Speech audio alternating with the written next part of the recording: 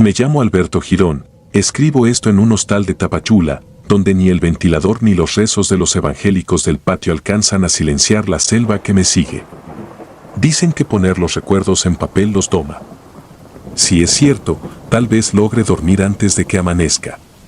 Salimos de Acandí la madrugada del 14 de junio de 2019, 27 rostros golpeados por la esperanza. Hondureños, cubanos, cameruneses, un grupito de venezolanos y 3 hermanos guatemaltecos. Yo llevaba los ahorros de mi madre cosidos al forro del pantalón y un teléfono envuelto en plástico.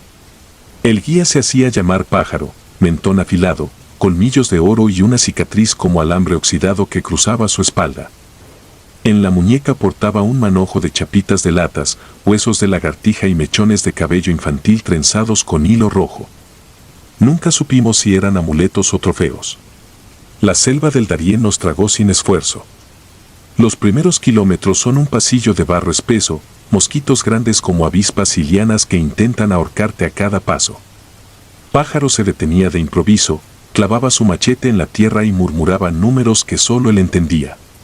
Al caer la tarde desarmaba su morral, sacaba velas de cebo y pedazos de fruta podrida. Los enterraba en un hoyo que cubría con hojas y exhalaba un silbido breve entre los labios. Nadie preguntó, el miedo al monte era mayor que la curiosidad. A la medianoche me despertó un crujido pesado, no el chasquido esporádico de ramas sino la torsión lenta de un tronco vivo. Segundos después, un lamento de animal viejo desgarró la oscuridad. Pensé en jaguares, pero lo que fuera arrastraba un aliento tan profundo que me vibró el esternón. Cuando cesó, Pájaro pasó revisando mochilas. Todo está bien, dijo sin voz, apenas un aire. No lo miren a los ojos. Al amanecer faltaba Sebastián Montoya, un cubano que había cruzado media América con su primo. Buscamos alrededor, solo hallamos el charco donde durmió, aplastado como si una garra enorme hubiese presionado la tierra. El primo lloró sin lágrimas, Pájaro ordenó formar una fila y seguir. Su machari llevaba la misma prisa con la que uno se quita una sanguijuela. Caminamos 17 horas, recorriendo colinas despostilladas y quebradas que olían a cobre y excremento. Al atardecer vimos la cascada Llorona, 50 metros de agua que caían en espiral sobre un pozo oscuro. Nadeje, una haitiana de 22 años, cargaba a su hija de 6 meses. La bebé había tomado fiebre y respiraba a sacudidas. Preguntó por un médico, solo había rezos. El guía se aproximó, examinó a la niña unos segundos y sentenció, ese peso muerto nos va a retrasar. El silencio se partió. Nadeje apretó a la pequeña contra el pecho, caminó hasta el borde resbaloso y, antes de que nadie reaccionara, saltó. Su cuerpo se perdió en la espuma y reapareció abajo, inmóvil, mecido por remolinos color óxido. Enloquecí, empecé a bajar corriendo pero un hondureño me sujetó el brazo, se acabó, dijo, si bajas, no subes. Esa noche la luna no se atrevió a salir. A unos metros del campamento, Pájaro encendió 3 velas, colocó sobre la tierra un babero rosado que sacó del morral, siempre lo había traído, y sopló 3 veces sobre las mechas. Al apagar la última, escuchamos pasos viscosos detrás de los árboles. No se trataba de 4 patas, aquello reptaba primero, luego se alzaba y parecía arrastrar algo pesado que gemía. El cuarto día ya éramos 23. Nadie hablaba, el aire estaba tan saturado de humedad que nuestras voces se ahogaban antes de nacer. A medio trecho encontramos un claro con los restos carbonizados de varias fogatas. Entre las cenizas había ropa infantil, un par de zapatos de ballet y un tirachinas quebrado. Pájaro sonrió con los ojos, aquí siempre come contento, dijo, como si el pronombre nombrara a un patrón benevolente. El cielo se oscureció a las 3 de la tarde. Truenos sin lluvia retumbaban como tambores de guerra. El guía nos ordenó limpiar una franja de suelo y quitar las raíces más gruesas. Luego hizo que los más fuertes cortaran hojas de palma para cubrir el suelo como si preparase una mesa. Desenrolló un trozo de tela negra y acomodó dentro una hilera de juguetes, un carrito rojo sin ruedas, una muñeca Barb, decapitada, 3 canicas y un chupón envuelto en cinta. Al centro colocó el babero rosado, aún húmedo. Entonces sucedió, la tierra se estremeció y un hedor a perro muerto invadió el claro. Algo surgió de entre la maleza. No pude distinguir su forma completa, la luz era escasa, pero vi varias articulaciones donde un brazo normal tendría una y una piel cubierta de barro con filamentos rígidos, como raíces secas. 2 cuencas encendidas, más amarillas que rojas.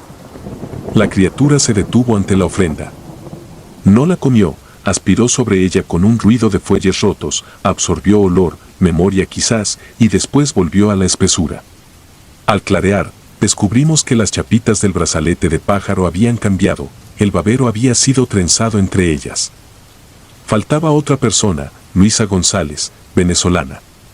No hallamos rastro. El primo del cubano murmuró que se escuchaban disparos río abajo. Paramilitares, dijo. Recordé a Nadeje flotando en la cascada y una náusea fría me dobló. Al 6º día nuestros pies eran masas informes. Avanzábamos por un corredor de cañas que se fundía con un manglar hediondo. Sobre el lodo había huellas de pezuña, pero con dedos, media luna al frente, garras laterales, un talón afilado atrás. Medían el doble que mi bota. Pájaro presionó un dedo sobre sus labios y nos apresuró. Al caer la tarde llegamos a un promontorio que dominaba una planicie donde convergían 2 ríos, el Tuira y un afluente sin nombre.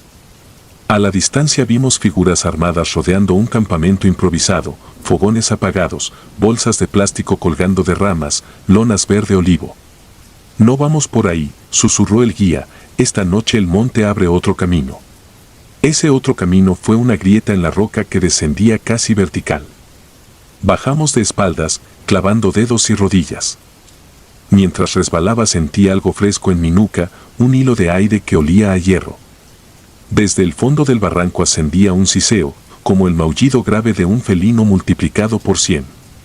Una antorcha cayó 2 metros a mi derecha, la había soltado Pájaro. Él no gritó al caer, el gemido se lo tragó la hendidura. Tardamos una eternidad en descender. Hallamos su cuerpo doblado, pero vivo. Tenía las 2 piernas rotas y la cadera desprendida, su machete a 1 metro. Con los dedos intactos alcanzó el silbato que colgaba de su cuello y sopló la misma secuencia que repetía cada noche, 2 notas cortas, una larga. Contestó un gruñido agudo, cargado de hambre. Allí entendimos, la selva no nos cazaba al azar. Pájaro llamaba a la cosa, guiaba nuestras desapariciones y pagaba una renta para mantenerla a raya de contrabandistas armados. Quise rematarlo, pero Esteban, un hondureño, me detuvo, si lo matamos vendrá de golpe por todos. Y sin embargo la bestia se aproximaba. Cada respiración despertaba ecos en la hondonada. Pájaro volvió a soplar, ahora frenético. Su mirada buscaba la mía, suplicaba que le entregara a alguien, cualquiera, para distraerla. Tomé el machete y rompí el silbato de un golpe. El sonido se truncó. El monstruo rugió, esta vez más cerca, irritado por la ruptura del pacto. Crucé la hoja sobre el cuello del guía. No lo hice por piedad, quise negarle la última moneda que pensaba tirar al monstruo para comprar su propia vida. El rugido escaló el barranco, pero no descendió. Al poco, el hedor metálico retrocedió. Comprendimos que la criatura necesitaba el ritual, la nota precisa, la ofrenda manchada de inocencia. Sin el amo que afinaba su apetito, el predador se perdió entre décadas de selva, como un perro que no reconoce su nombre. Arrastramos el cuerpo de Pájaro hasta un recodo y cubrimos la entrada con rocas. El resto de la noche la pasé contando los latidos de los 6 que quedábamos, Esteban, los 3 guatemaltecos, una camerunesa muy joven llamada Delpine y yo. Cada corazón era un tambor tranquilo comparado con el estruendo que resonaba en los árboles. La salida fue un limbo de 5 días. Caminamos guiados por el cuaderno de Pájaro, rutas garabateadas con flechas y símbolos que señalaban cruces, altos, fosas. Descubrimos que muchos marcadores coincidían con cementerios improvisados, pilas de sandalias, latas de leche infantil, mochilas agujereadas. Mi mente tejió un mapa siniestro del negocio. Cada línea eran rutas donde él alimentaba al depredador, manteniéndolo entretenido para que los narcos controlaran el corredor sin bestias sueltas ni testigos que regresaran a contarlo. Ni siquiera la llegada al río Tuquesa nos devolvió el habla. Un grupo en Verá accedió a sacarnos en canoas hasta Bajo Chiquito. Contaron 14 cadáveres encontrados ese año con las vísceras arrancadas como por un jaguar que camina en dos patas. No respondimos. De 27 llegamos 5. Me registraron en Panamá y meses después crucé a México. Aquí trabajo fregando pisos en un hotel. Cuando rocío cloro sobre la loza caliente, el vapor me huele a selva. No he visto la criatura, pero desde hace 3 noches oigo el silbato, 2 notas cortas, una larga, saliendo del cuarto contiguo. El huésped asegura no tener objetos de metal, aún así, la melodía vuelve al filo de las 3 de la mañana, se disuelve al tocar mis tímpanos y deja un eco de respiración acesante.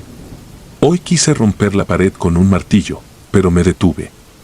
Recuerdo los ojos amarillentos acechando la ofrenda infantil. Sé que si hago ruido atraeré su pregunta muda, ¿con qué pagarás ahora? Así que escribo. Cada palabra es un hueso que arrojo lejos de mi cama, esperando distraer a lo que me busca. Si mañana aparece este cuaderno cerrado y yo no busquen un funeral, que mi nombre quede perdido en alguna grieta, sin baberos ni juguetes, para que la selva olvide mi olor.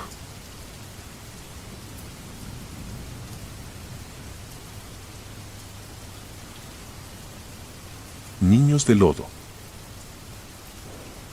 En 2018 creí que lo había perdido todo. Mi pequeño negocio en Tegucigalpa se quedó sin clientes y las deudas me cerraban el pecho como un torniquete. Por eso acepté la invitación de mi prima Rosy para probar suerte en los Estados Unidos.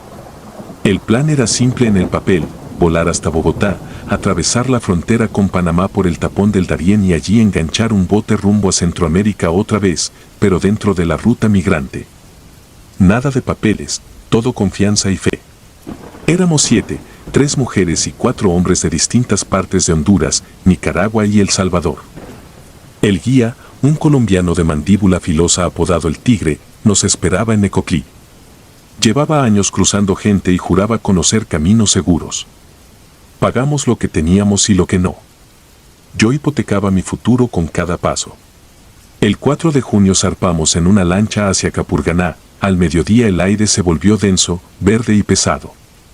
Antes de internarnos, el Tigre nos repartió pastillas purificadoras, vendas y la misma advertencia que, dice, repite a todos: no se separen, pase lo que pase. A mediodía del segundo día la selva ya nos hablaba con 1000 picos de ave y zumbidos agudos. El barro nos tragaba hasta los tobillos y las hormigas balas se escondían en las raíces como francotiradores diminutos. Sin embargo, lo que más me heló la sangre fue otro sonido: lloros infantiles, agudos, temblorosos, demasiado cercanos. Miré a Jairo, el más joven del grupo, y supe que también los oía. Los ojos le bailaban. Entre los bejucos, a unos 30 metros, distinguimos a 2 niños descalzos, cubiertos de lodo, moviendo los brazos como quien rema en el aire.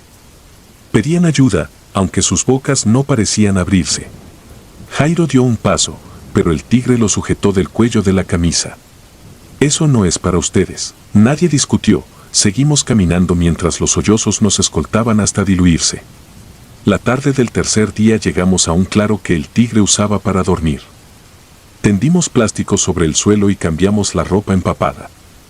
Las heridas de las espinas ardían con el sudor, pero el cansancio me tumbó de inmediato. Desperté con algo frío en la mejilla.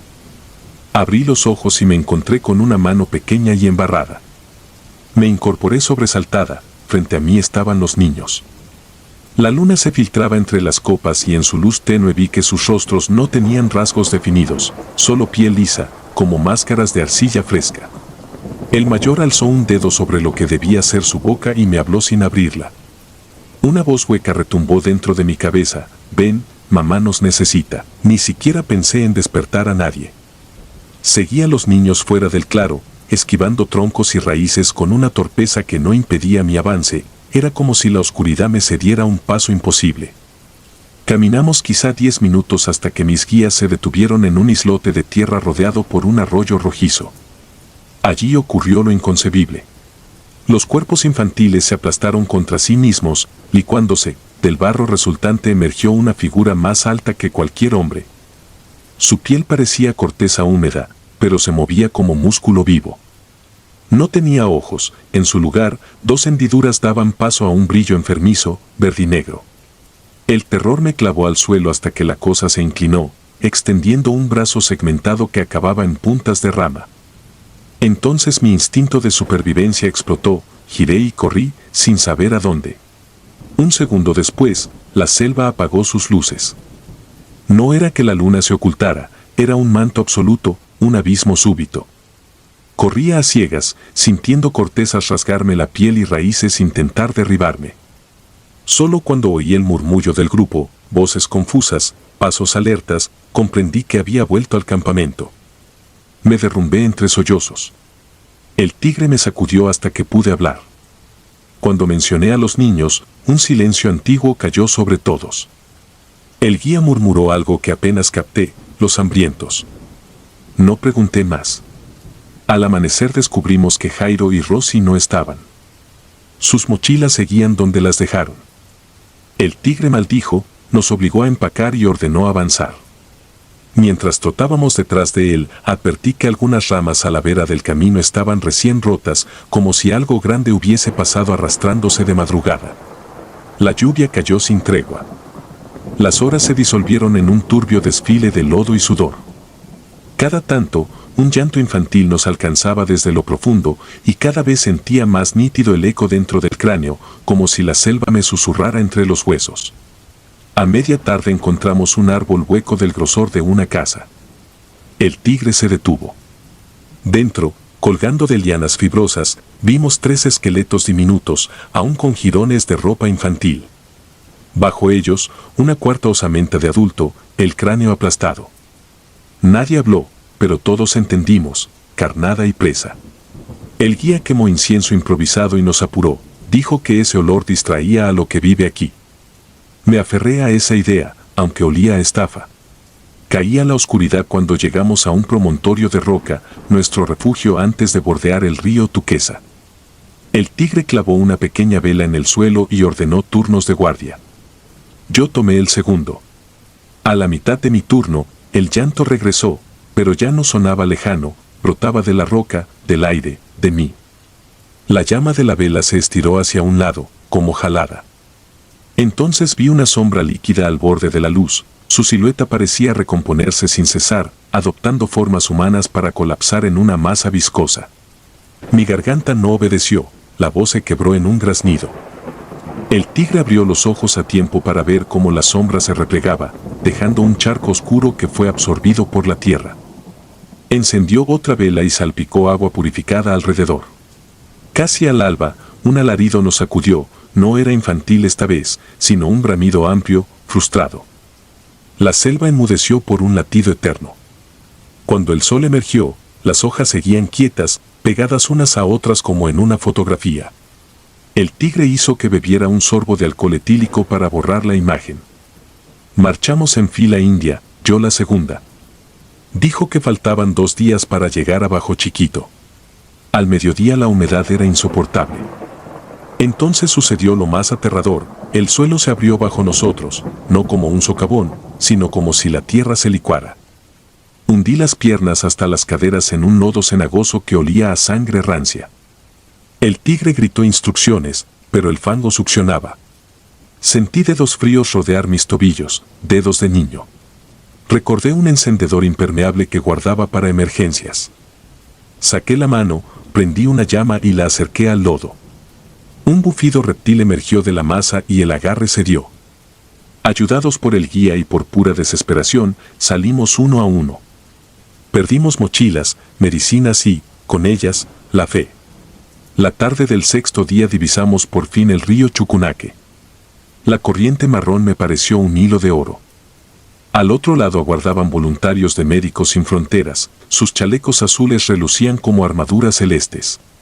Al pisar la orilla escuché por última vez el llanto infantil, apagado, como si viniera desde muy lejos o desde muy adentro. Me volteé y vi el borde de la selva sacudirse, no por el viento, sino por algo que se retiraba, disgustado. Nos llevaron a una carpa de primeros auxilios. El tigre cobró el resto del dinero y se despidió sin mirar atrás. Una enfermera panameña me inyectó suero y me preguntó por mis heridas. Yo solo repetía, los niños no tenían cara. Ella parpadeó y respondió con un hilo de voz. Aquí les dicen los hambrientos del barro. No todos lo creen, hasta que escuchan a los niños. Nunca seguí hacia el norte. Me quedé en Panamá lavando platos hasta pagar un vuelo de regreso. De noche aún siento el lodo hundirse bajo mi cama y, a veces, la mano fría de un niño me toca la mejilla para susurrar que su madre sigue esperando. No pienso volver a cruzar. La selva puede quedarse con sus secretos. Yo ya cargué con uno y pesa más que cualquier deuda.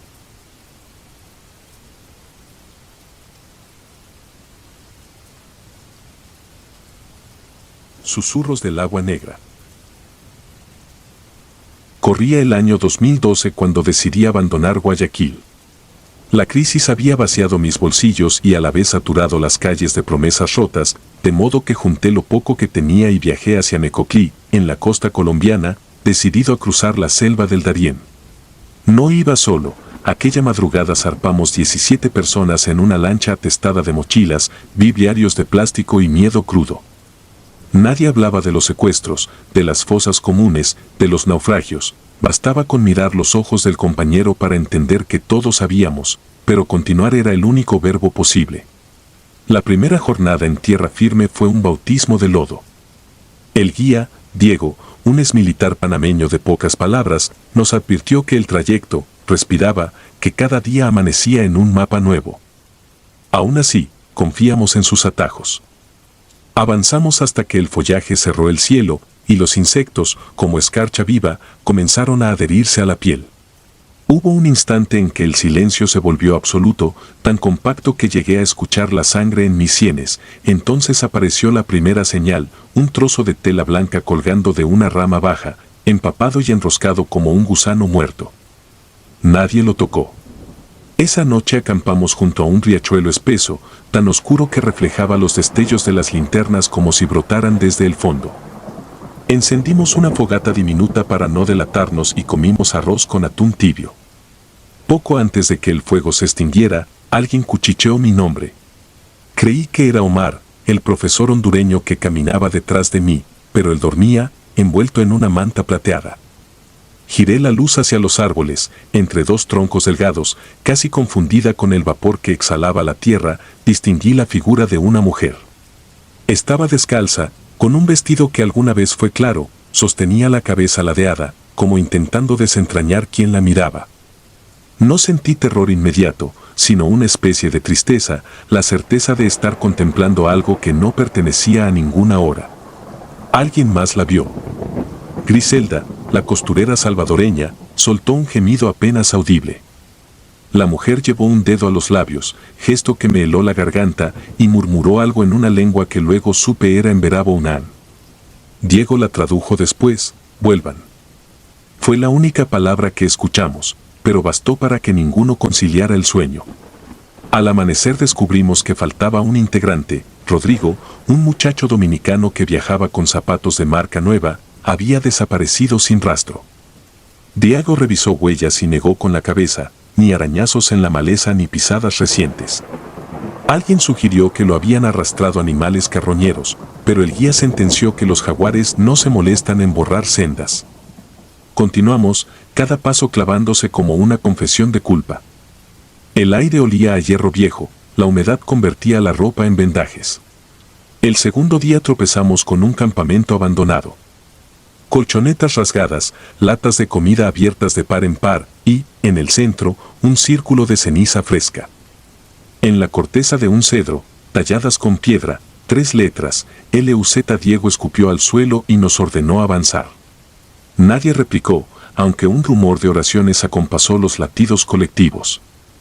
Esa tarde, al cruzar un barranco, vimos a la mujer otra vez, esta vez al otro lado de un arroyo enmohecido. Su mirada se clavó en mí, parpadeé, y ella ya no estaba.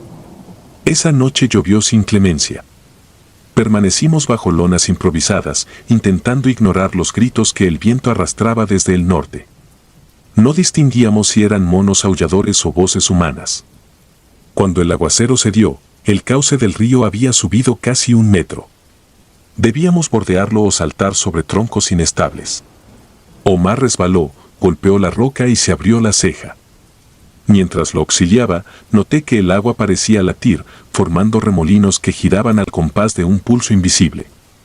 Recordé las leyendas sobre espíritus que habitan los ojos de agua, cobrando tributo a aquellos que irrumpen en su territorio. Al tercer amanecer encontramos a Griselda recostada contra un tronco, los ojos abiertos, la garganta colapsada por el pánico. No presentaba heridas ni rastro de veneno. Solo ese gesto de quien muere viendo algo que los demás no soportaríamos. Fue Diego quien pronunció lo que nadie osaba: esa cosa nos está cazando. Quise creer que había dicho, siguiendo, pero su voz militar no conocía eufemismos. Repartió sales de rehidratación y nos conminó a marchar en silencio. Desde entonces cada crujido de ramas se convirtió en un mensaje cifrado. Cayó la noche como un telón de brea y el lodo se transformó en arcilla que devoraba botas. Me separé unos metros para orinar, al volver percibí un olor dulzón, como algodón de azúcar fermentado. La luz de mi linterna reveló huellas frescas de pies descalzos, dirigidas hacia nuestra caravana. Otra vez la sombra femenina surgió, pero ahora su vestido goteaba una sustancia negra. Sentí que el corazón se me desajustaba dentro del pecho. La mujer alzó ambos brazos y señaló el cielo, donde truenos secos anunciaban tormenta. Apreté el paso, detrás de mí, el murmullo se volvió oración. Al alba siguiente, Diego confesó algo que le carcomía la mandíbula. En 1999, una patrulla irregular emboscó a un grupo de haitianos en la misma ruta. Hubo asesinatos y las mujeres fueron arrojadas a la corriente. Dicen que la selva jamás devolvió sus huesos, remató. Entonces comprendí que aquello que nos seguía no buscaba matarnos, sino advertirnos, pero su advertencia era demasiado tardía para algunos. La selva cobraba peaje con memorias rotas. La jornada más dura llegó al quinto día. El río Turquesa, que de turquesa solo conservaba el nombre, rugía convertido en bestia desbordada. Diego colocó una cuerda entre dos ceibas para cruzar. Pasaron 3 personas cuando una ráfaga empujó el tronco donde la cuerda estaba anclada. Las voces se mezclaron con el bramido del agua. Yo fui el cuarto. Al deslizarme, la corriente me salpicó un líquido helado y sentí dedos aferrándose a mi tobillo. Miré hacia abajo, ojos blanquecinos emergían apenas un segundo antes de hundirse otra vez. Un grito se apagó en mi garganta. Con un impulso instintivo llegué a la otra orilla y me desplomé, convulsionado por la náusea. Aún con el temblor cosido a mis huesos, oí detonaciones al otro lado. 2 compañeros habían desenfundado pistolas para disparar contra la mujer, que se erguía sobre un saliente de roca, inmutable. Los tiros rebotaron entre los árboles. Uno impactó el nudo de la cuerda, la línea cedió y 3 cuerpos cayeron al agua revuelta. No asomaron de nuevo. La figura femenina retrocedió, absorbida por un remolino que la tragó sin salpicar. Quedamos 7. La selva olía a carne chamuscada por la humedad constante. Diego sugirió desviarnos hacia el este para enlazar con la ruta de los pescadores en Verá. Caminamos 14 horas sin descanso, entre raíces que parecían costillas petrificadas y montículos de hojas que ocultaban alacranes. Cuando la noche cayó, la mujer regresó, esta vez al nivel del suelo, a menos de 1 metro de mí. Sus facciones eran jóvenes, casi hermosas, pero los ojos vacíos chorreaban la misma sustancia oscura del río.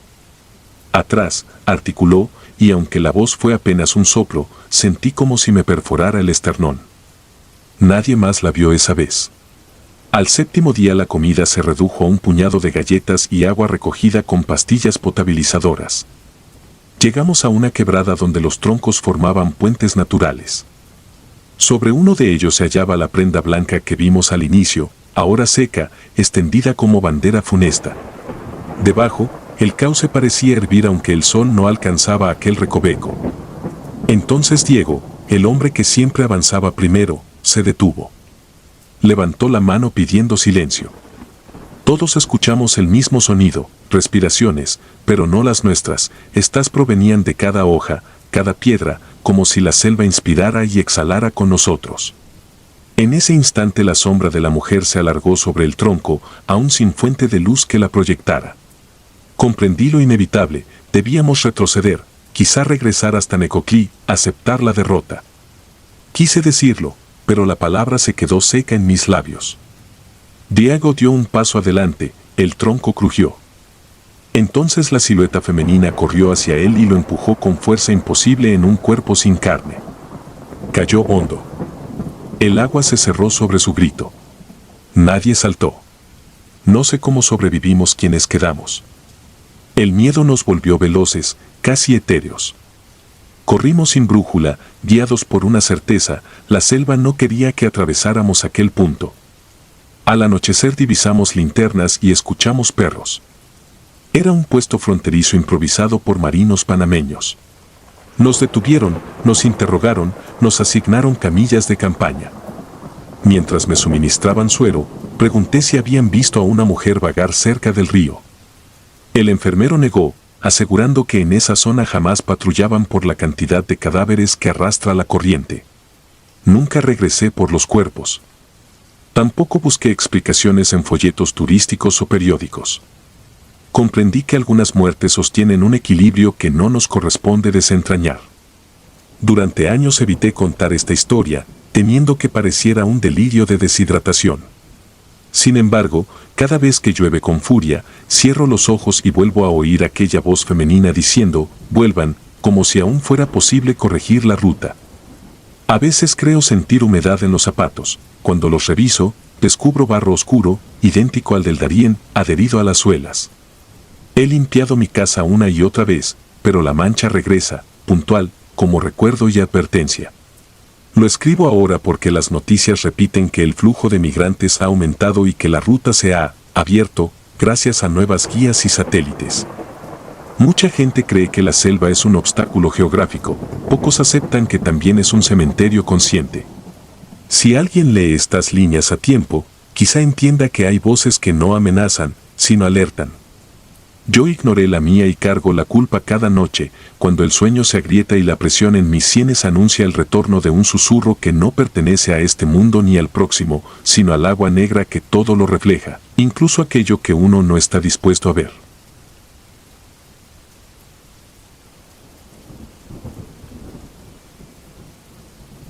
Lo que caminaba con nosotros. No hablo mucho de esto. Me cuesta. Pero a veces siento que, si no lo saco, algo dentro de mí va a explotar. Crucé el desierto de Altar hacia Estados Unidos hace 5 años. Dejé todo por una vida mejor, o al menos por sobrevivir. Pensé que el verdadero infierno eran las decisiones que tomas para salir de la pobreza. No sabía que había un infierno literal, y lo viví ahí, en medio de esa nada ardiente y cruel. Éramos un grupo de 14. Nos reunimos en Sonoita y salimos en la madrugada. El coyote, un hombre que se hacía llamar el Flaco, nos dio instrucciones frías y mecánicas. El que se rezague, se queda. El que llora, estorba. El que muere, que Dios lo bendiga. No bromeaba. La arena ardía incluso antes del amanecer. Caminamos por horas sin sombra. Solo el peso de las mochilas, el plástico caliente de las botellas y el aire que se metía a los pulmones como fuego. Pero era la noche la que traía el verdadero tormento. Fue durante la tercera noche cuando comenzó todo. Estábamos acampando cerca de unas rocas. Había algo de brisa, lo suficiente para que intentáramos dormir. Entonces vi a uno de los nuevos, un señor bajito de cabello ralo que decía llamarse Héctor. Se levantó de su lugar y se fue hacia una duna, sin decir palabra. Creí que buscaba hacer sus necesidades. Pero lo que hizo me dejó paralizado. Desde donde estaba, lo vi de pie. Inmóvil. De espaldas al campamento. Como si algo invisible lo hubiera detenido. Me acerqué, a unos 10 metros, y noté que movía los labios. Murmuraba cosas. Pero no eran palabras normales. Sonaban viejas, sucias, duras, como escupidas desde adentro. Su voz era otra. No me atreví a tocarlo. Volví arrastrándome hacia el grupo. Fingí dormir. Pero no pude cerrar los ojos. Minutos después, regresó como si nada. Esa misma noche escuchamos algo arrastrarse alrededor del campamento. Como si un cuerpo se deslizara sobre la arena, sin ritmo, sin intención clara. Nadie dijo nada, pero al amanecer, uno de nosotros, una muchacha salvadoreña de nombre Rebeca, había desaparecido. Su mochila estaba intacta. Sus huellas terminaban a solo 2 pasos del lugar donde dormía. El flaco nos obligó a seguir sin buscarla. No hay tiempo para fantasmas, dijo. Nadie discutió. La 4ª noche fue la peor. Nos detuvimos a dormir en una zanja, entre formaciones rocosas. El calor del día nos tenía al borde de la insolación. Yo intentaba conciliar el sueño, pero una mujer a mi lado, llamada Mariela, empezó a llorar sin razón. Decía que le dolía la cabeza, que alguien le hablaba. Le tocaba el hombro para calmarla, pero temblaba como si tuviera fiebre. De repente se incorporó. Los ojos en blanco, las manos crispadas. Y entonces gritó. Ese grito no fue humano. Fue como una mezcla de animal con el viento de la muerte. Todos despertaron. Vimos cómo su cuerpo se arqueaba y luego cayó de espaldas, convulsionando. Algunos quisieron ayudarla, pero cuando Héctor, el mismo que había murmurado aquella noche, se le acercó, ella se le lanzó al cuello. Lo mordió. Sangre. Arena. Alaridos. Yo me arrastré hacia un rincón. Mis piernas me pesaban como piedras. El flaco sacó su pistola, pero no supo a quién disparar. Era un caos. Mariela no era ella. Se movía como si tuviera las articulaciones sueltas. Su rostro ya no era un rostro. Era una máscara de terror, retorcida. Lograron separarla a golpes. Uno de los hombres del grupo, Arturo, la sujetó contra el suelo con todas sus fuerzas. Mariela lo miró a los ojos. Y dijo, con una voz que no era suya, ya los conté. Faltan 2 para la ofrenda. Después de eso, dejó de respirar. El cuerpo se quedó ahí. Quieto. Como si nunca hubiera existido. Héctor sangraba del cuello, apenas consciente. El flaco no permitió que la enterráramos. Nos largamos ya, ordenó. Caminamos el resto de la noche sin decir palabra. Algunos lloraban. Otros solo tragaban saliva. Al amanecer, vi algo que me destruyó por dentro. Héctor, el mismo al que Mariela atacó, caminaba delante de mí. Su cuello, que anoche estaba lleno de sangre, ya no tenía herida. Su piel tenía un color raro. Gris. Como ceniza. Y sus pasos no dejaban huella. Le pedí a uno de los demás que lo viera. Que me dijera si era mi imaginación. No respondió. Solo aceleró el paso. Llegamos a una zona rocosa al borde de unas vías de tren abandonadas. El flaco nos hizo descansar. Dijo que en un día llegaríamos a la carretera. Nos dio agua y se apartó a revisar el mapa. Fue entonces que uno de los chicos, el más joven, gritó, «Está aquí». Todos volteamos. Héctor ya no tenía cara. Lo juro. Tenía una especie de cuenco oscuro donde antes estaban sus ojos y su boca. Caminaba hacia nosotros lentamente, pero nadie podía moverse. El aire se volvió espeso, como si estuviéramos bajo el agua. Algunos vomitaron. Otros cayeron al suelo llorando. Yo corrí. No sé cómo lo logré. Pero corrí hasta que vi luz, hasta que sentí pavimento caliente bajo los pies y escuché motores. Me encontraron unos policías cerca de un rancho. No entendí lo que decían, ni ellos a mí. Solo repetía que había algo en el desierto. Algo que se metía en la gente. Que se los había llevado. De los 14, solo sobrevivimos 4. Nunca supe qué pasó con los demás. Nunca regresé a buscar. En los informes solo dijeron que fue desaparición durante cruce. Y que algunos murieron por condiciones extremas. No fue eso. Yo vi lo que vi. No puedo dormir sin pensar que quizás me tocaba ser parte de la ofrenda. Que fui contado. Que algo ahí me dejó escapar solo porque no le convenía aún. Dicen que el desierto cobra sus almas. Yo creo que lo que camina por ahí no solo las cobra. Las escoge. Y si te toca, no hay cruce que te salve.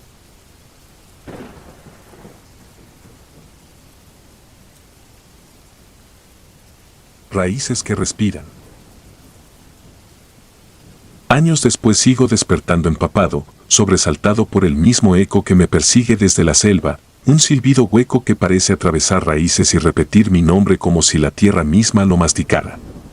2024 quedó atrás, pero cada noche vuelve a empezar con el chasquido de machetes abriendo camino y el olor dulzón de la carne podrida que jamás nos abandonó. Partí de Puerto Príncipe porque el hambre ya era una estación definitiva y cada calle parecía un cañón a punto de cerrarse.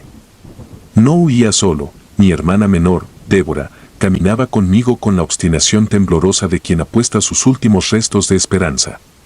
Llegamos a Necoclí, en la costa colombiana, donde un coyote nos vendió el cruce de la selva del Darién como un trámite incómodo, pero rentable. Le creímos, en ese momento, el miedo a quedarnos donde estábamos era más grande que cualquier historia de fiebres, bandidos o fosas improvisadas. La primera mañana entendí cuánto nos habían mentido. El aire se pegaba a la piel como aceite hirviendo. Éramos 36, haitianos, cubanos, congoleses y un par de colombianos, apretujados detrás de un guía panameño, un hombre enjuto que golpeó el tronco hueco de un árbol y sentenció: la selva muerde, no se separen. Dentro del tronco, algo raspó la madera y respondió con un chirrido opaco. Pronto mis botas se convirtieron en bolsas de lodo. Caminábamos en fila india, resbalando sobre raíces que parecían moverse apenas les prestabas atención. Entre las hojas podridas aparecían restos de otros grupos, sandalias rotas, frascos de antibióticos vacíos, amuletos de tela colgados de ramas y manchados con un pigmento oscuro que no era pintura. Levantamos hamacas improvisadas en una caleta donde el suelo parecía menos traicionero. El canto de los insectos casi ahogaba el rumor del río, pero no los susurros que surgían del monte. No eran palabras, un murmullo húmedo, como el ronquido de un enfermo. Dormía saltos. Cada vez que cerraba los ojos sentía una raíz áspera apretarme el torso, como si brotara de la nada para atarme. Al amanecer faltaban 2 personas, un muchacho cubano y un anciano congoleño. El guía fingió disgusto y musitó que volver era imposible. Vi la mirada de Débora, comprendí que habíamos cruzado un umbral donde las reglas humanas no aplicaban. La lluvia abrió el segundo día. Una cortina gris deformaba los troncos, haciéndolos parecer columnas retorcidas. Sobre una piedra vimos 4 surcos profundos, paralelos. Ningún jaguar habría dejado esas marcas con semejante ángulo. Más adelante el olor cambió, ya no era solo putrefacción, había un tufo metálico que irritaba los ojos. Cerca del mediodía un alarido nos heló la sangre. Provenía del grupo de venezolanos que marchaba delante. Corrimos y hallamos un claro vacío. No había cuerpos, pero la tierra estaba removida, como si algo hubiese escarbado frenéticamente. En mitad del lodazal un teléfono encendido reproducía una nota de voz distorsionada. Alcancé a entender solo una frase: no miren a los ojos. Nadie quiso tocarlo. Aquella noche la selva pareció cerrarse sobre nosotros. Los árboles estaban tan juntos que el cielo desaparecía. Cuando el silencio se volvía insoportable emergía un suspiro coral que parecía nacer bajo el suelo, como si hubiera gente enterrada murmurando entre las raíces. Después vinieron los pasos. No eran pesados, ligeros, inciertos, se detenían cada vez que la luz de una linterna barría el follaje. Una mujer dominicana se aferró a mi brazo, sentí como temblaba todo su cuerpo. Al tercer amanecer, descubrí la hamaca de Débora desgarrada. Los nudos habían sido cortados con precisión quirúrgica. Hallé su pulsera trenzada colgando de una liana. Quise gritar, pero el guía me agarró los hombros y murmuró: si la buscas, te come la selva. Esa fue la única frase que escuché en todo el día. Tragué mi furia y seguí marchando con la mente en blanco, poniendo un pie delante del otro como quien pisa sobre vidrio quebradizo. A mediodía alcanzamos la Quebrada del Diablo, un cauce de agua negra donde flotaban mochilas destrozadas.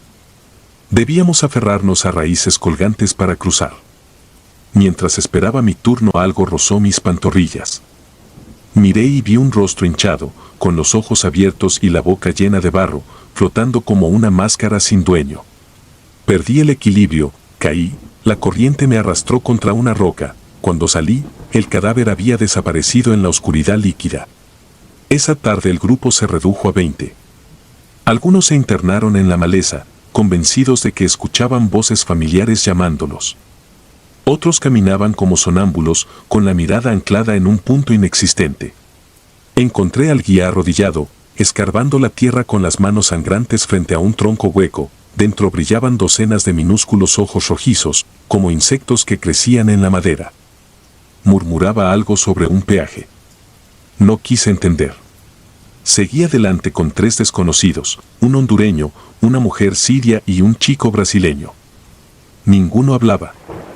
Avanzamos hasta que la luz se volvió verde y luego negra. Detuvimos el paso en un claro donde las copas parecían garras entrelazadas sosteniendo un pedazo de cielo sin estrellas. Allí me encontré con la visión que marcó mi médula para siempre. Primero llegó un soplo frío. Después las sombras, demasiado altas para ser humanas, demasiado finas para ser animales. Una emergió en el borde del fuego. No tenía rostro, solo piel tensada como corteza y, en el centro, una hendidura que se abría y cerraba como un respiradero jadeante. Olía a tierra húmeda y sangre vieja. La mujer siria murmuró una oración, la sombra giró y levantó un brazo imposible. Hubo un crujido. Ella cayó sin un grito, la garganta triturada, y la oscuridad se desbordó sobre nosotros. Corrí sin rumbo. Cada tronco era idéntico, cada rama un escollo. El zumbido de insectos se mezclaba con un retumbar subterráneo, como si un corazón enterrado palpitara bajo mis pies. Tras horas de huida vi una luz parpadear entre la bruma, una linterna colgada en una rama. Seguí ese pálido faro con el cuerpo cubierto de arañazos y la garganta en carne viva. Al despuntar el día llegué tambaleante a un campamento de rescatistas panameños. Me recibieron con fusiles en alto, convencidos de que era un bandido. Les mostré mi pasaporte empapado, balbuceé sobre Débora y aquellos seres sin ojos. Uno me ofreció agua, otro un asiento en la parte trasera de un jeep. Mientras nos alejábamos, volví la vista a la selva, juraría que el follaje respiraba, que cada hoja se contraía como un pulmón inmenso. Hoy vivo en Monterrey, cargando cajas en un almacén frigorífico. Por las noches mi cuarto se vuelve una réplica abyecta de la selva, el mismo silbido húmedo cruza las paredes y me llama por mi nombre. Cuando alguien menciona la ruta del Darién, el suelo parece abrirse bajo mis pies. Ningún sueño americano vale el precio de esas raíces que respiran bajo la carne de los desaparecidos. Si el tiempo retrocediera, me quedaría en la miseria antes que enfrentar otra vez la garganta oscura que divide 2 continentes.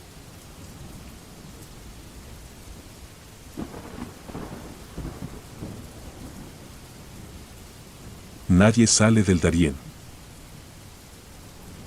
No sé cómo empezar esto. Tal vez porque hay cosas que ni siquiera deberían contarse. Pero siento que si no lo saco, terminaré volviéndome loco. Crucé la selva del Darién en el 2023. Lo hice con miedo, como todos, pero también con la esperanza tonta de que sobreviviría solo por el hecho de tener un sueño. Un sueño barato, de esos que te venden desde niño, una casa, una vida mejor, poder mandar dinero a mamá. No tenía idea de lo que costaba atravesar ese infierno. Nadie lo tiene hasta que ya estás ahí. Éramos 42 personas. De todas las edades. Recuerdo que los primeros días fueron difíciles, pero soportables. Caminábamos, comíamos poco, algunos lloraban. El calor, los insectos, las caídas, era como estar enfermo constantemente.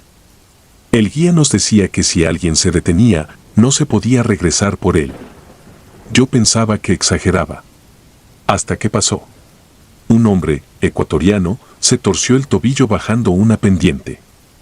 Lloraba de dolor, pedía ayuda, pero el guía solo dijo que no podía cargarlo y que si alguien más quería quedarse, que lo hiciera. Nadie lo hizo. Seguimos caminando, y cuando miré hacia atrás, ya no lo vi. Después de eso, todos callábamos más. Dormíamos pegados, por miedo a lo que pudiera salir de la oscuridad. Escuchábamos cosas. Gritos, lamentos, susurros. Yo pensaba que era gente perdida, pero después empezaron a pasar cosas que no tenían sentido. La primera fue con un niño, Kevin, de 7 años. Su mamá se despertó gritando una mañana porque ya no estaba. Juraba que se había dormido con él abrazado. Buscamos por todos lados. Nada. Pero encontramos su peluche colgado de un árbol a varios metros del suelo. Nadie supo cómo llegó ahí. El guía dijo que probablemente se lo llevó un animal, pero ¿un animal colgaría un muñeco? Esa noche, 3 personas se fueron por su cuenta. Decían que había algo raro en el grupo, que alguien estaba haciendo brujería. Una señora mayor se santiguaba cada 5 minutos, repetía oraciones en voz baja. Uno de los hombres que se fue gritó algo antes de desaparecer entre los árboles: ustedes ya están marcados. Nadie volvió a verlo. Fue el 4.º día que todo se rompió. Cayó una tormenta brutal. No podíamos ver a 1 metro. Nos refugiamos debajo de un saliente rocoso. Pensábamos esperar ahí. Pero el guía insistía en seguir. Decía que la selva se tragaba a los que se quedaban quietos. Cuando la lluvia bajó un poco, nos dimos cuenta de que faltaban 4 personas. 2 mujeres, un hombre y un adolescente. Nunca gritamos sus nombres. Solo nos miramos entre todos, con miedo. No sé por qué, pero nadie quiso buscarlos. Ni siquiera el guía. A partir de ahí empezamos a escuchar ruidos por las noches. Pasos que no eran nuestros. Aullidos que no venían de animales. Y lo peor, sombras. Una noche, alguien me despertó. Era Jairo, un hondureño con el que había hecho amistad. Me dijo que mirara entre los árboles. Y ahí estaban. Personas. De pie. Quietas. No se movían. No hablaban. Solo miraban. Eran muchas, más de 10. Les colgaba la ropa, estaban cubiertos de lodo, con los ojos abiertos. No eran parte del grupo. Nadie los conocía. Despertamos al guía, pero cuando lo hicimos, ya no había nadie. Jairo juraba que no lo soñamos. Al día siguiente, caminó callado. Al anochecer, se quitó la vida con una navaja. Fue entonces que empezamos a desmoronarnos. Algunos comenzaron a decir que todo era una maldición. Otros decían que había una secta dentro del grupo, que nos iban marcando uno a uno. Empezaron a aparecer símbolos tallados en los árboles, con formas que nadie reconocía. A veces encontrábamos animales muertos, colocados en círculos. Una vez, había un gato decapitado junto a nuestro campamento. El guía decía que eran advertencias de los narcos. Yo no lo creía. El penúltimo día fue el peor. Habíamos encontrado lo que parecía una especie de altar hecho con huesos y telas viejas. Nadie quería acercarse, pero el guía insistió en quemarlo. Dijo que si lo dejábamos ahí, estaríamos malditos. Esa noche, los árboles crujieron como si se fueran a caer. Vimos luces entre la maleza, como antorchas. Y otra vez, los vimos, figuras humanas rodeando el campamento. Esta vez más cerca. Con las manos alzadas. Sin rostro. Solo sombra. Algunos del grupo gritaron. Otros corrieron. El guía intentó mantenernos juntos, pero entonces uno de los árboles cayó justo donde él estaba. Lo aplastó en seco. Nadie se acercó a verlo. Corrimos. Sin dirección. Solo corrimos. Al final, solo 9 llegamos a la estación de control panameña. Los demás, no los volvimos a ver. Algunos se perdieron. Otros murieron. Y unos simplemente desaparecieron. No sé si fue real todo lo que vi. A veces pienso que el hambre, el cansancio y el miedo me hicieron imaginar cosas. Pero otras veces despierto en las madrugadas, escuchando aquellos susurros otra vez. Siento que algo se me quedó pegado, como si la selva me hubiese permitido salir, pero no del todo. No es fácil hablar de esto. Pero cuando alguien me dice que va a cruzar el Darién, yo solo les digo una cosa: si lo haces, recuerda que en esa selva hay cosas que nunca se van. No importa a dónde llegues.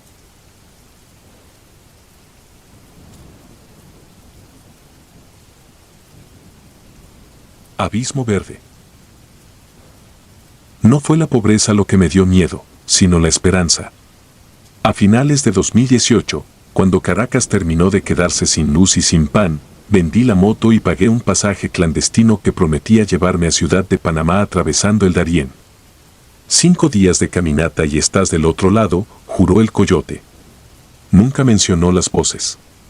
Nos citaron en una playa de Acandí antes del amanecer. La marea olía a combustible. Éramos 12, 8 hombres, 3 mujeres y un niño al que todos llamaban Pitufo por su gorra azul despintada. El guía, un panameño barrigón apodado Carabanchel, afiló su machete contra una piedra y advirtió que la selva era una caja fuerte, quien se alejara del grupo se quedaba adentro para siempre. Luego encendió un parlante y dejó que un vallenato viejo se mezclara con el rumor de las olas. Dijo que el ruido espantaba jaguares, nadie le creyó. Al internarnos, el aire cambió de sabor. La brisa salina fue reemplazada por humedad dulzona, casi pútrida. El suelo se hundía y escupía burbujas negras. Cada hoja tenía filo de sobre y cada rama parecía mano.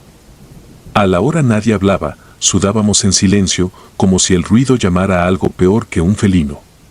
A mediodía topamos con un campamento abandonado. Fogones fríos, carne seca mordisqueada y, en una cuerda, un chaleco infantil balanceándose mientras un peluche goteaba agua rojiza. Carabanchel encontró huellas frescas que se alejaban de allí, se guardó un collar de cuentas embarrado y apuró el paso. Carabanchel repartió tabletas de yodo para potabilizar el agua, pero al disolverlas el líquido se tornó gris plata. Bebimos igual. Al poco rato, 3 sangramos por la nariz sin causa aparente. El guía lo atribuyó a la presión y nos hizo mascar hojas amargas que quemaban la lengua y adormecían las encías. La sensación de hormigueo duró todo el día. Mientras avanzábamos, descubrimos árboles marcados con símbolos tallados, espirales, cruces de 3 brazos, círculos concéntricos. Ninguno repetido. Marta sugirió que eran señales de paso, para mí eran advertencias. La savia que rezumaban olía a carne cruda. Antes de la siguiente parada el río se tragó a sí mismo, el cauce desapareció bajo tierra y en el lecho quedaron huellas que no eran humanas, 4 dedos largos, terminados en punta. El niño quiso compararlas con su mano, su madre lo jaló con voz temblorosa. Fue la única vez que le escuché alzar la voz. La tarde trajo el primer río ancho, color café. Cruzamos sujetos a cuerdas y perdimos una mochila con medicinas. Al salir noté decenas de peces translúcidos lamiendo mis tobillos. Don Julio, el más viejo, emergió con ellos pegados al pecho, al arrancarlos dejaron ventosas violetas donde la piel palpitaba. La noche cayó con un zumbido grave que viajaba por los troncos. Acampamos en un claro. Fingí dormir sobre la lona mientras Marta rezaba en susurros. Sobre las copas, luces anaranjadas flotaban como luciérnagas densas, al enfocarlas se alejaban, al parpadear regresaban más cerca. El niño la señaló, pero nadie quiso responder. El zumbido engullía cualquier palabra. Desperté con las botas cubiertas de hormigas rojas que huían en fila. El suelo temblaba porque algo se movía debajo. Subimos una loma resbaladiza y, a medio ascenso, Roberto rodó barranco abajo. Lo hallamos ileso, pero su mirada estaba clavada en un cráneo engarzado en raíces, la mandíbula abierta como riendo.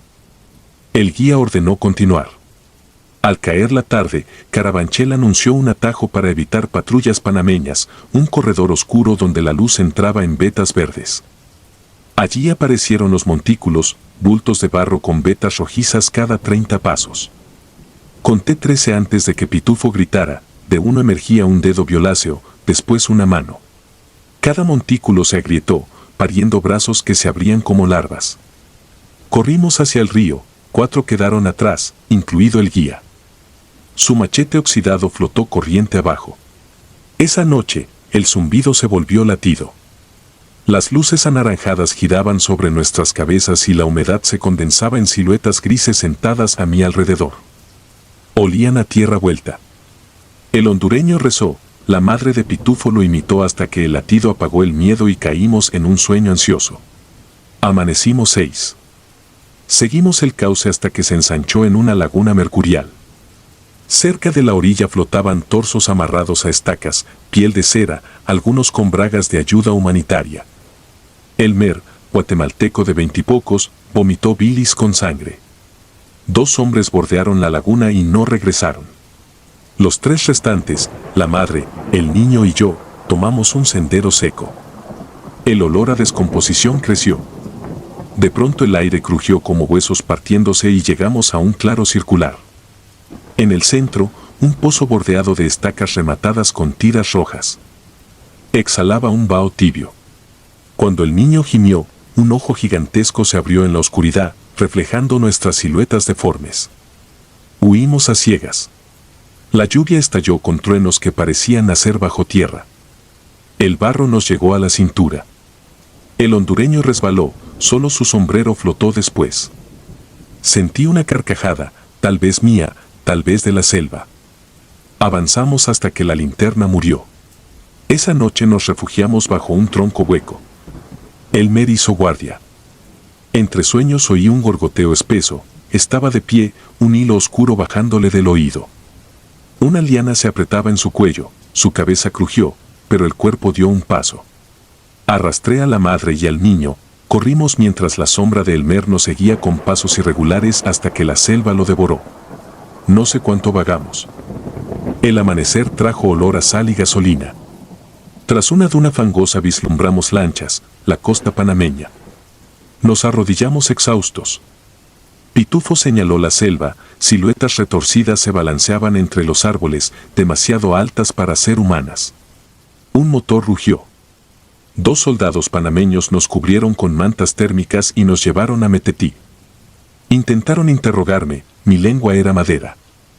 El zumbido seguía dentro de mi cráneo. Permanecí una semana en el hospital, infecciones, fiebres, parásitos. Los doctores decían que deliraba cuando gritaba que las luces anaranjadas se me habían metido bajo la piel. Por las noches las enfermeras debían sujetarme porque intentaba arrancarme la vía y escarbar el suelo, convencido de que brotaría barro. Una madrugada juré escuchar el zumbido bajo las ruedas de las camillas, encendieron las luces y no había nada, salvo el olor a antiséptico mezclado con lodo imaginario. Una ONG costeó mi regreso a Venezuela.